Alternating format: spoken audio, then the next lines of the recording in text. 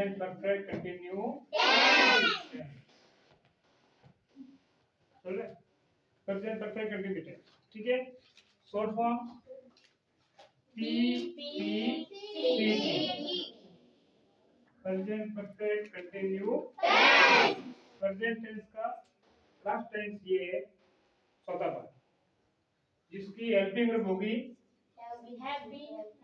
Helping verb हां has been have been has been या have been ये इसकी helping verb present perfect continuous tense की helping verb है has been या have been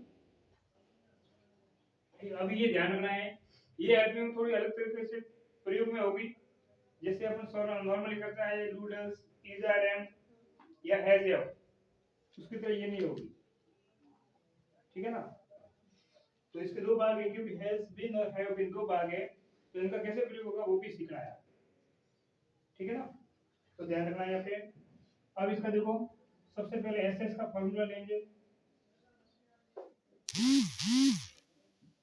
दूसरी बात कंटिन्यू के इसमें भी आईएनजी फॉर्म का प्रयोग होगा जो फॉर्म लगेगी ING form present perfect continuous tense में भी आईएनजी फॉर्म का प्रयोग होगा पर की फोर्थ फॉर्म है तो बिल्कुल इसका formula SS simple sentence SS का मतलब सिंपल सेंटेंस का फार्मूला होगा इसका सबसे पहले होगा सब्जेक्ट फिर होगा हेल्पिंग वर्ब ठीक है ना हेल्पिंग वर्ब को लिखना साथ लिख सकते हैं या तो has been have been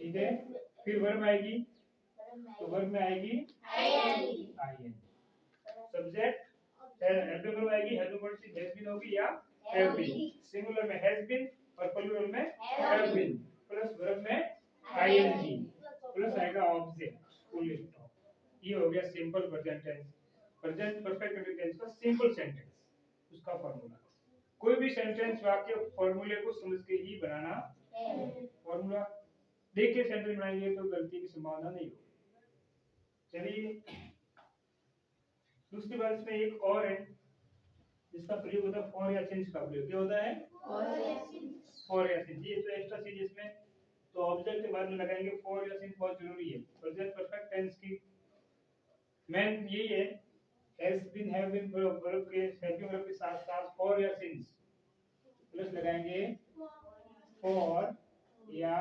since ऐसा या सिंस प्लस आप टाइम भी लिख सकते हो समय उसके बाद में आएगा कैसे अब देखो इसमें फॉर सिंस किस लिए होता है फॉर होता है समय अवधि के लिए period of time period of time जानते हो period of time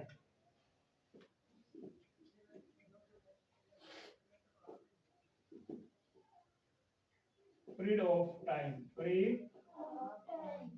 of time इसे कहते हैं समय अवधि क्या कहते हैं समय अवधि ये होता है point of time point of time period of time के लिए होता है फॉर का प्रयोग और पॉइंट ऑफ टाइम के लिए होता है सिंस का प्रयोग अब समझना इसको कि पीरियड ऑफ टाइम क्या होता है पॉइंट ऑफ टाइम क्या होता है पॉइंट ऑफ टाइम का मतलब फिक्स समय क्लास स्कूल कितने बजे खुलती है 9 9:30 प्रार्थना होती है 10 बजे प्रार्थना होती है पॉइंट ऑफ टाइम हो गया क्या हो गया पॉइंट ऑफ टाइम लंच कितने बजे होती है 1 बजे ये हो गया पॉइंट ऑफ टाइम छुट्टी कब होती है 4 और पूरी छुट्टी कब होती है पूरी छुट्टी कब रहती है फुल डे की संडे संडे क्या हो गया पॉइंट ऑफ टाइम स्कूल कितना दिन चलती है 6 दिन ये क्या हो गया पीरियड ऑफ टाइम 6 दिन संख्या आ गई ये हो गया पीरियड ऑफ टाइम कितने दिन स्कूल चलती है 6 दिन ये पीरियड ऑफ टाइम स्कूल जाते हैं 4 6 डे इसके लिए 4 6 डे 6 दिनों के लिए छुट्टी होती है full holiday on Sunday since Sunday रविवार को ये पॉइंट ऑफ टाइम हो गया तो ऐसे आपको ध्यान रखना है, जैसे दिन का नाम है, पॉइंट ऑफ टाइम, दिनों की संख्या है तो पीरियड ऑफ टाइम है, 2-3 दिन ऐसे भी बताया कितने दिन लगेंगे कंप्लीट करने में, 2 या 3 दिन, तो वो भी क्या हो गया पीरियड ऑफ टाइम है। समझ में आया, 1-2 साल वो भी पीरियड ऑफ टाइम है। 2025 अब क्या है 2025, ये पॉइंट ऑफ टाइम, ठीक है ना, ऐसे समझ आ गया ना इसका।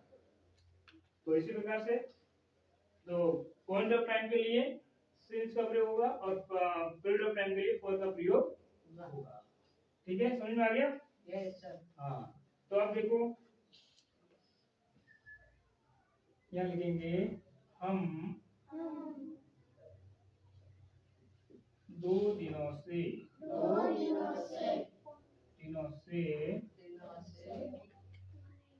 अंग्रेजी पढ़ रहे हैं, हम 2 दिनों से अंग्रेजी पढ़ रहे हैं, क्या लगा रहे हैं क्योंकि आईएनजी फॉर्म है इसलिए रहे हैं लगेगा, रह रहे वही होगा। अब यहाँ पे सब्जेक्ट आएगा हम, तो होगा वी, WE वी, हाँ, काम क्या कर रहे हैं पढ़ रहे हैं।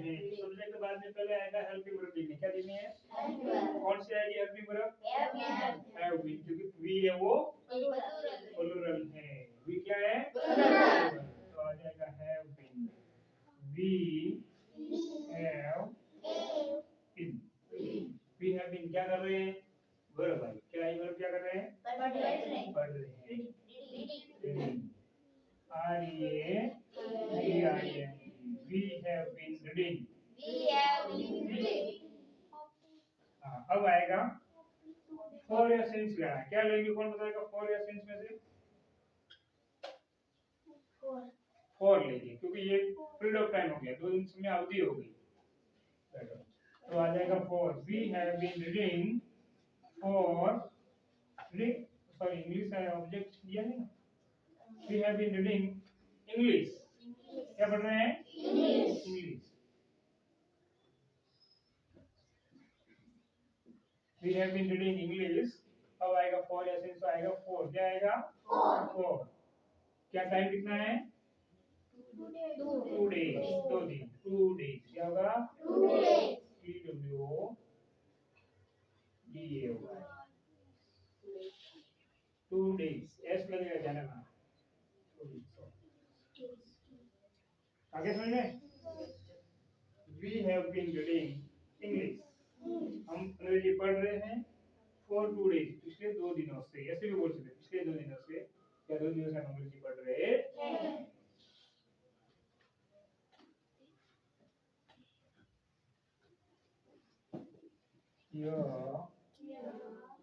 घोड़ा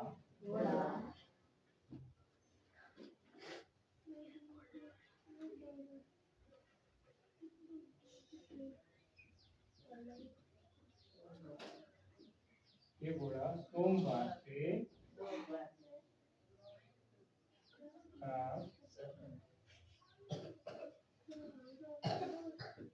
आज खा रहा,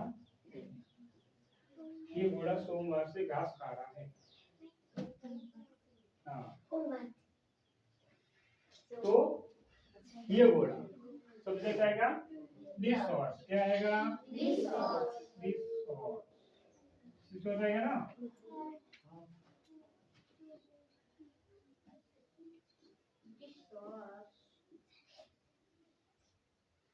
दिस हॉर्स, ये घोड़ा हैज बीन, क्या आएगा क्योंकि सिंगुलर है तो आएगा has been, this horse has been, क्या कर रहा है वर्ब क्या है खा रहा है, ईटिंग,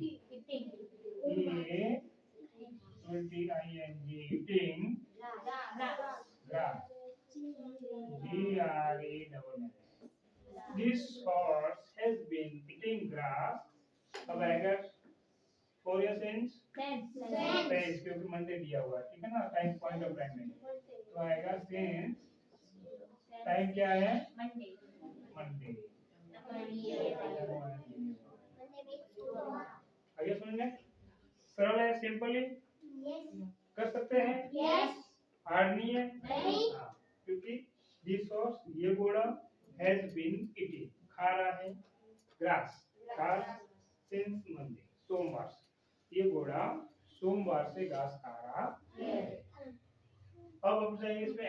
नेगेटिव सेंटेंस। कहाँ जाएंगे? नेगेटिव सेंटेंस एक बार समझना है आपको। तो नेगेटिव सेंटेंस का बनेगा सिंपली। अब इसमें ध्यान रखने वाली बात पार्ट जो आपने टेंस के 3 पार्ट समझे है ना, सिंपल प्रेजेंट, प्रेजेंट कंटिन्यू और प्रेजेंट परफेक्ट, तीनों से इस फॉर्मूले थोड़ी चेंजिंग होगा। यहाँ पे प्रेजेंट परफेक्ट कंटिन्यू टेंस के फॉर्मूले में नेगेटिव में जाके बदलाव होगा, चेंजिंग होगा, एब्सोल्यूट में थोड़ा बदलाव होगा। तो क्या होगा देखिए, यहाँ से जैसे नेगेटिव के लिए सीधा नॉर्मली क्या होता है, अपना नोट लगाते हैं। नेगेटिव फॉर्मूले क्या करते हैं, नॉर्मल नोट आएगा, कहाँ आएगा नोट, तो थोड़ा यहाँ वही बदलाव होगा।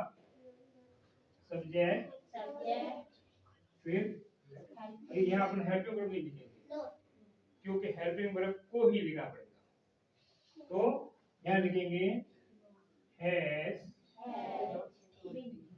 या हैव। क्या हेल्पिंग वर्ब लगती है, हैज या हैव। ठीक है, क्योंकि बिन यहाँ रहेगा, हैज या हैव प्लस बिन, बिन यहाँ रहेगा, नॉट है। बिन क्या रहेगा, वर्ब के साथ चला जाएगा। बिन है वो वर्ब के साथ चला जाएगा। हैज हैव के बाद में ही नॉट आएगा, हैज हैव के बाद में नॉट आएगा। फिर इस वर्ब में वो बिन है वो यहाँ रहेगा, प्लस वर्ब में आईएनजी रहेगा।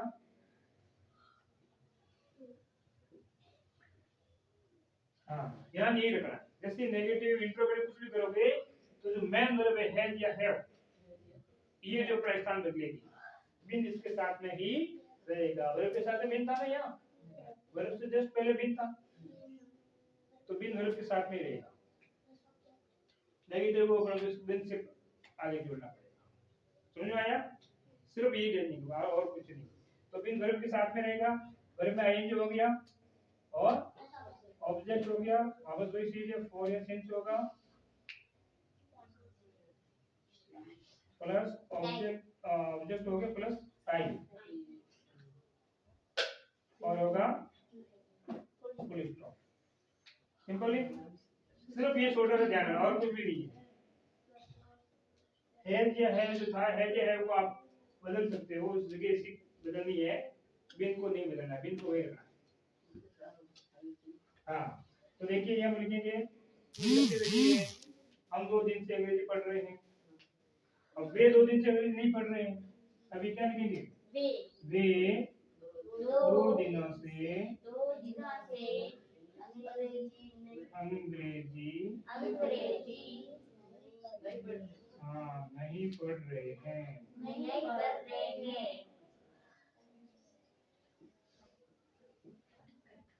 हम 2 दिनों से अंग्रेजी पढ़ रहे हैं, वे 2 दिनों से अंग्रेजी नहीं पढ़ रहे हैं।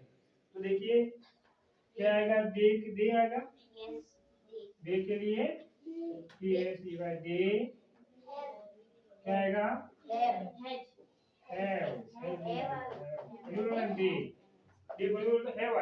They have. अब आएगा दे हैव के बाद में क्या आएगा, नेगेटिव, दे हैव नॉट, फिर क्या आएगा, been. They have not bin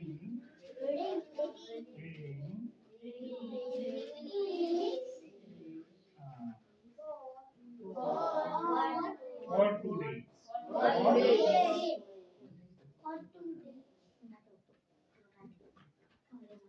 okay, सिर्फ ये चेंजिंग था,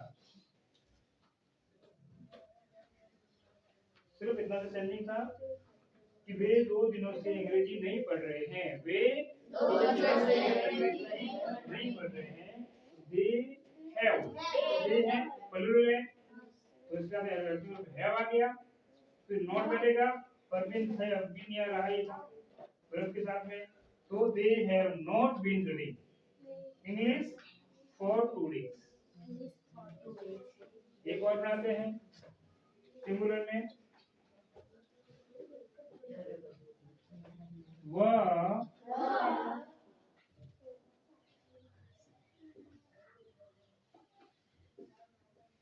कल से घास नहीं काट रही है, वह कल से घास नहीं काट रही है। नेगेटिव है वह के लिए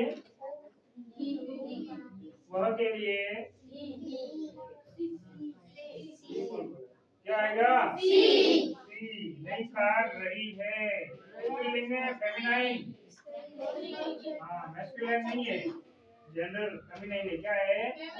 फेमिनाइन जेंडर में सी आएगा। H A C C helping verb have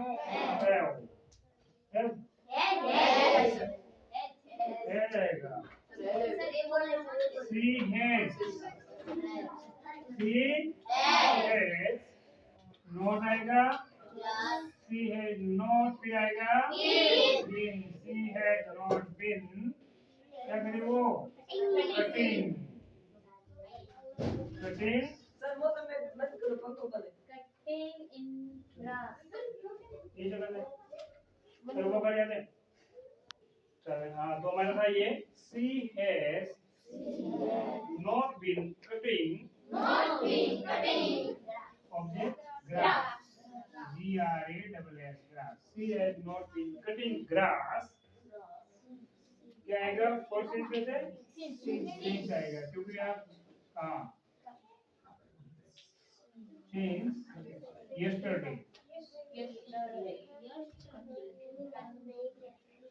हाँ ठीक है। क्या बाकी कह रहा वह कल से घास नहीं काट रही है। तो सी सिंगुलर है आ गया।